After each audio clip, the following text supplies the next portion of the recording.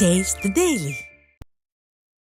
கோவையில் அரசு கலை அறிவியல் கல்லூரி பெண் பேராசிரியர்களுக்கு பாலியல் துன்புறுத்தல் அளிக்கும் தமிழ்துறை பேராசிரியரை கண்டித்து உள்ளிருப்பு போராட்டம் நடைபெற்றது. தொண்டாமுத்தூரில் செயல்படும் அரசு கலை மற்றும் அறிவியல் கல்லூரியில் தொடர்ந்து பெண் பேராசிரியர்களுக்கு சக ஆசிரியரான ரமேஷ் தொடர்ந்து பாலியல் துன்புறுத்தல் தருவதாக புகார் எழுந்தது. இதுகுறித்து பலமுறை கல்லூரி முதல்வரிடம் புகார் தெரிவித்தும் பயனில்லை.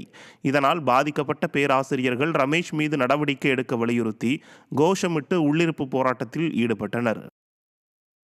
எப்படின்னா கையை தொட்டு பேசுறது, பேப்பர் ஒரு ஃபைல்னாலும் கூட இந்த மாதிரி தான் அப்படிங்கிறது. நான் ஒரு விழா நடத்தி ஒரு விளையாட்டு விழா நடத்திட்டு மேலே நான் போகிறேன். நான் இப்போ போகும்போது திடீர்னு பின்தொடர்ந்து வந்தவர் இப்படி கையை தடுத்தி நிறுத்திட்டாரு.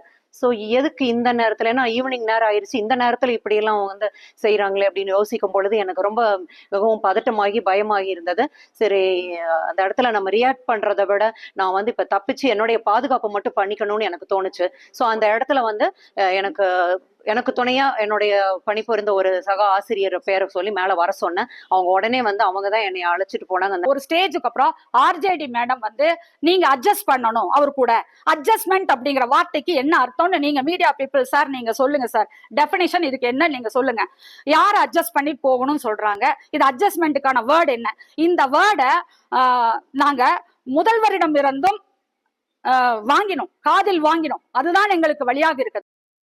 திருவள்ளூர் மாவட்டம் பொன்னேரியில் இருசக்கர வாகனம் மீது லாரி மோதிய விபத்தில் இளம்பெண் பரிதாபமாக உயிரிழந்தார். கிருஷ்ணாபுரம் பகுதியைச் சேர்ந்த இளம்பெண் ஜோஷிதா.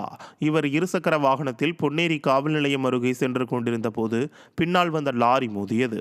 இதில் அவர் தலை நசுங்கி பரிதாபமாக உயிரிழந்தார். பொன்னேரியில் பாதாள சாக்கடை பணிகள் காரணமாக பல இடங்களில் பள்ளம் தோண்டப்பட்டுள்ளது. இதனால் சேரும் சகதியுமாக மணல் திட்டுகளாக காணப்படும் சாலைகளில் விபத்துகள் தொடர்கதையாகி வருவதாக பொதுமக்கள் குற்றம் சாட்டுகின்றனர்.